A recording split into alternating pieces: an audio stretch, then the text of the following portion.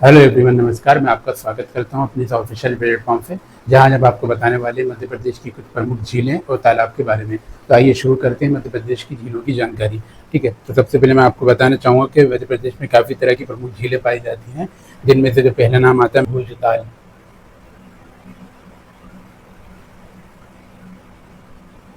भोजताल झील ये मध्य प्रदेश की प्रमुख झील है। ये भोपाल शहर में स्थित है। जैसे कि आपको मालूम है कि भोपाल को जो है झीलों की नगरी भी कहा जाता है, तो वहाँ पे ये सबसे बड़ी झील आती है, जिसे कहा जाता है भोजताल झील। ये परमार राजा भोज के द्वारा इसका निर्माण किया गया था।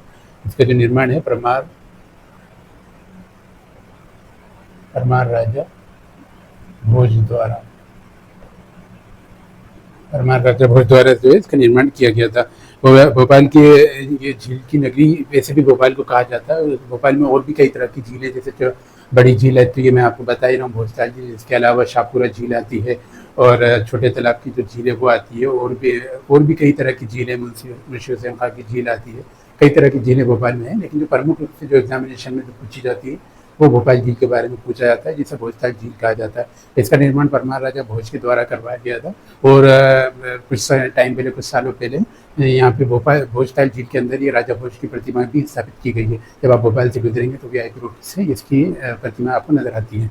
ठीक है, तो ये हो गई भोपाल की झील, सबसे प्रमुख झील। ठीक है, दूसरी झील के बारे में आपको बताना चाहूँगा, उसका नाम आता है लाख बंजारा झील।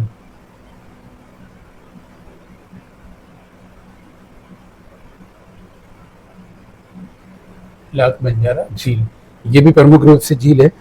ये बुंदेलखंड क्षेत्र में सागर शहर में से है। ठीक है, यानी ये जो ये लाख बंजारा झील है, अगर अभी कहेंगे तो ये मुख्य रूप से सागर में आती है। और बुंदेलखंड का जो रीजन आता है, क्योंकि सागर में बुंदेलखंड के अंदर ही आता है, बुंदेलखंड का जो हिस्सा है उसके अंदर सागर आता है, तो सागर में ये झील है। इसका मुख्य रूप से जो है सागर झील भी कहा जाता है। ठीक है, तो मैं आपको यहाँ लिख देता हूँ कि ये सागर शहर में स्थित है।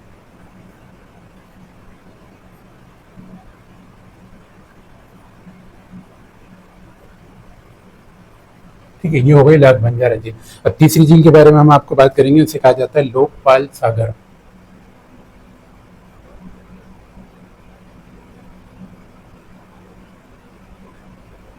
लोकपाल सागर जो है ये भी एक प्रमुख रूप से झील है। इसका पन्ना के राजा राजा लोकपाल सिंह ने अपने नाम पर इस झील को इसका निर्माण करवाया था। तो ये पन्ना शहर में स्थित है, यानी राजा लोकपाल के द्वारा पन्ना शहर में इसका निर्माण किया गया था।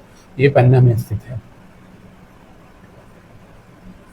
पन्ना में पन्ना में है। ठीक है, ये झील पन्ना में स्थित है। राजा लोकपाल ने 1893 से 97, यानी 1893 से लेकर 1897 के बीच इस झील का निर्माण कराया गया था। तो ये पन्ना शहर में स्थित आती है। अब मैं आपको एक और चौथी झील के बारे में बताना चाहूँगा, प्रमुख रूप से जिसे कहा जाता है गवाल सागर।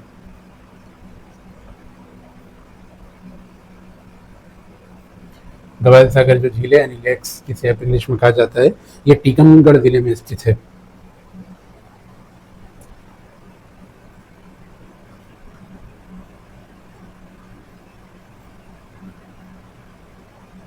टीकमगढ़ में ये स्थित है ये झील। इसका जो निर्माण किया गया था वो 1030 से लेकर 1165 ईस्वी के बीच राजा चंदेल राजा जो मदन वर्मा थे उनके द्वारा इसका निर्माण किया गया था। यानी चंदेल राजा थे 1000 से लेकर 1165 के बीच में, तो उनके द्वारा जो इस झील का निर्माण किया गया था टीकमगढ़ में। ठीक है, तो मैं आपको यहाँ लिख देता हूँ, निर्माण की बात करके जाएगी तो इसका जो निर्माण है वो किया गया था चंदेल राजा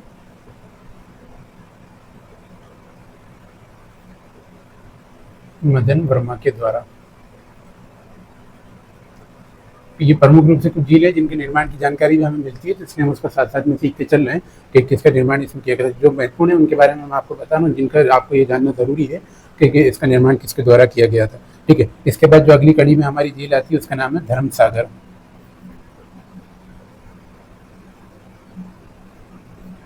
धर्म सागर ये भी महत्वपूर्ण झील है जो पन्ना में स्थित है। पन्ना नगर जो है वहाँ पे ये स्थित है ये झील।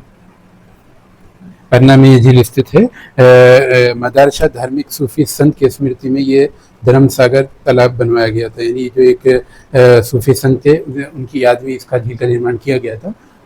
तो ये पन्ना जिले में स्थित आती है ये वाली झील। ठीक है, अब मैं आपको इसके आगे की जानकारी, इसको एक और झील के बारे में आपको मैं बताना चाहूँगा जो प्रमुख रूप से झील है। वैसे इसका निर्माण के बारे में इतना इम्पोर्टेंट नहीं है कि किसने निर्माण किया गया था। ये सूफी संत, धार्मिक सूफी संत की याद में इस झील का निर्माण किया गया था, मदरसा जिसे कहा जाता है। ठीक है, मदरसा धार्मिक सूफी संत के निर्माण धार्मिक सूफी संत जो थे उनकी याद में इसका निर्माण किया गया था। जितना इसका जानना इतना इम्पोर्टेंट नहीं है। अब मैं आपको बता देता हूँ अगली झील के बारे में, जिसे कहा जाता है मुंज सागर।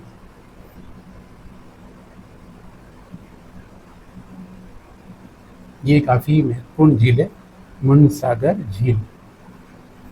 ठीक है, मुंज सागर जो झील है ये धार जिले में ये झील स्थित है।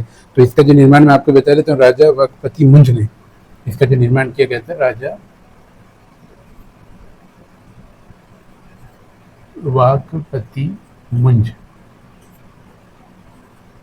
ठीक है, राजा वाकपति जो मुंज थे मांडू के, उनने इसका निर्माण किया था मुंज द्वारा। ठीक है, राजा वाकपति मुंज के द्वारा मुंज सागर जो झील धार में उसका निर्माण किया गया था। ठीक है, अब एक और झील में आपको महत्वपूर्ण झील इसके बारे में बताना चाहूंगा, इसे कहा जाता है हनुमान ताल।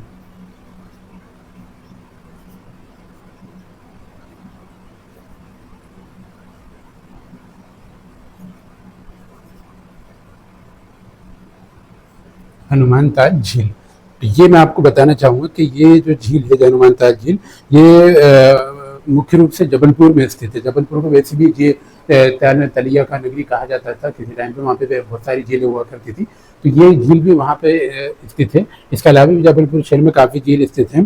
52 तालाब और 84 तलैया एक टाइम पे थी वहाँ पे, जब यहाँ पर काफ़ी प्राचीन टाइम पे और उसके आगे के टाइम तक काफ़ी समय तक वहाँ पे 84 झील रही, 52 तालाब रहे, तो उसको झीलों की और तालाबों की नगरी भी उसको कहा जाता है। लेकिन वर्तमान में जो महत्वपूर्ण झील आती है जबलपुर की, उसे कहा जाता है हनुमान ताल झील।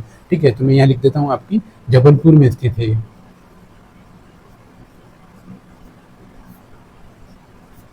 जबलपुर में है ये वाली झील। ठीक है, तो ये आपकी महत्वपूर्ण झील थी। इसके अलावा भी कुछ जो महत्वपूर्ण झील हैं जिनके बारे में मैं आपको बताना चाहूँगा, तो मैं आपको जो है इसके बारे में बताने के लिए जो वाला चीज़ रफ कर देता हूँ। इसके आगे की जो महत्वपूर्ण झील है उनके बारे में आपको बताऊँगा। आपको बताना चाहूँगा एक और झील आती है जिसे कहा जाता है सांख्य सागर झील।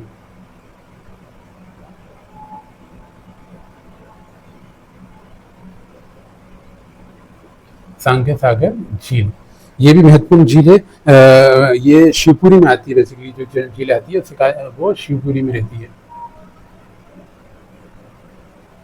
शिवपुरी जिले में आती है वाली झील। यानी शिवपुरी में जो माधव राष्ट्रीय उद्यान है उसके पास ये स्थित है ये वाली झील। कौन सी? सांख्य सागर झील।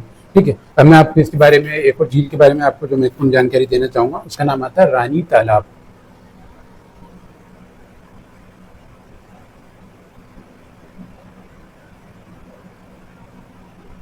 रानी तालाब ये मुख्य रूप से तालाब है जो के स्थित है रीवा शहर के दक्षिणी क्षेत्र, दक्षिणी भाग में स्थित है।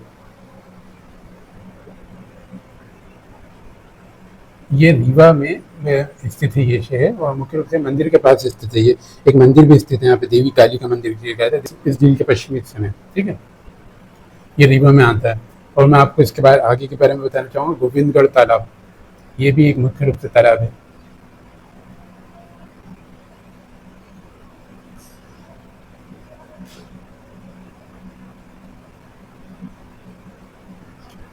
गोविंदगढ़ तालाब ये भी रीवा में स्थित है। मैंने आपको बताया था आज हम जो बात करेंगे वो महत्वपूर्ण झील और तालाब के बारे में बात करेंगे। तो गोविंदगढ़ जो तालाब है ये रीवा में स्थित है।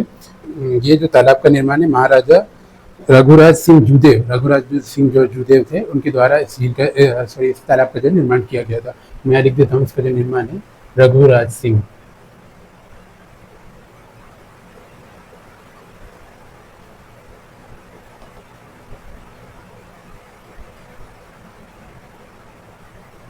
रघुराज सिंह जूदेव के द्वारा जो है इस तालाब का जो निर्माण किया गया था। अब मैं आपको बताना चाहूँगा तो संग्राम सागर झील,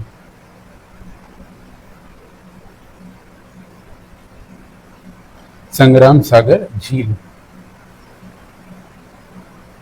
संग्राम सागर झील के बारे में आपको बताना चाहूँगा कि ये जो है जबलपुर जिले में स्थित है, और ये मुख्य रूप से एक पर्यटन स्थल यानी टूरिज्म स्पॉट है। यहाँ पे लोग काफ़ी घूमने आते हैं और काफ़ी अच्छी तरीके से यहाँ पे जो है पर्यटन के बारे में जो है उसकी व्यवस्था करी गई है। तो जबलपुर जिले में स्थित है ये वाली झील, संग्राम सागर झील, ये पर्यटन स्थल भी है।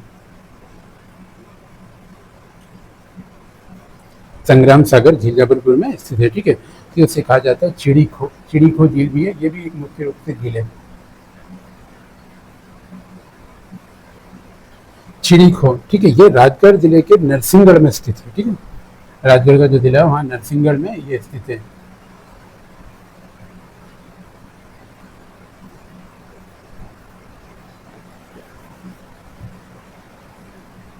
नरसिंहगढ़ में ये झील स्थित है।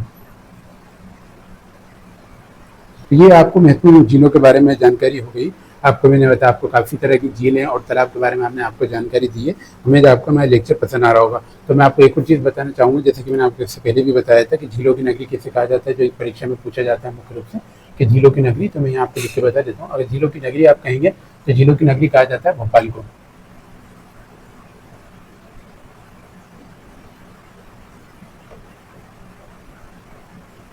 झीलों की नगरी कौन सी हो जाती है? भोपाल। काफ़ी तरह की यहाँ पे बहुत झीलें पाई जाती हैं, तो इसको झीलों की नगरी कहा जाता है। और अगर एक और बात की जाए एग्जाम की दृष्टिकोण से कि 52 झीलों का शहर किसे 52 झीलों का शहर किसे कहा जाता है, तो वो है 52 झीलों का शहर। 52 झीलों का शहर जो कहा जाता है उसे वो कहा जाता है जबलपुर को। ठीक। 52 झीलों का शहर किसे कहा जाता है? जबलपुर को कहा जाता है। जबलपुर में बहुत ही तरह की काफ़ी तरह की झीलें हैं, काफ़ी महत्वपूर्ण झीलें भी हैं। इसलिए उसको वहाँ पे 52 झीलें और 84 तालाब जो मैंने आपको बताया था इससे पहले, तो वहाँ पे हैं, तो इसलिए उसको 52 झीलों का शहर कहा जाता है। और झीलों की नगरी की अगर बात की जाएगी तो भोपाल को कहा जाता है। तो आज ये महत्वपूर्ण जानकारी थी कि झीलों के बारे में। उम्मीद है आपको हमारा लेक्चर पसंद आया होगा। अगर आपको हमारा लेक्चर पसंद आता है तो इसको लाइक करें, सब्सक्राइब करें और आगे भी अपने इसको दोस्तों के साथ शेयर करें। इसी तरह की भी इन्फॉर्मेटिव वीडियोज़ हम आपको एमपी के बारे में लेकर आते रहेंगे, तो आप हमारे चैनल के साथ जुड़े रहें। धन्यवाद।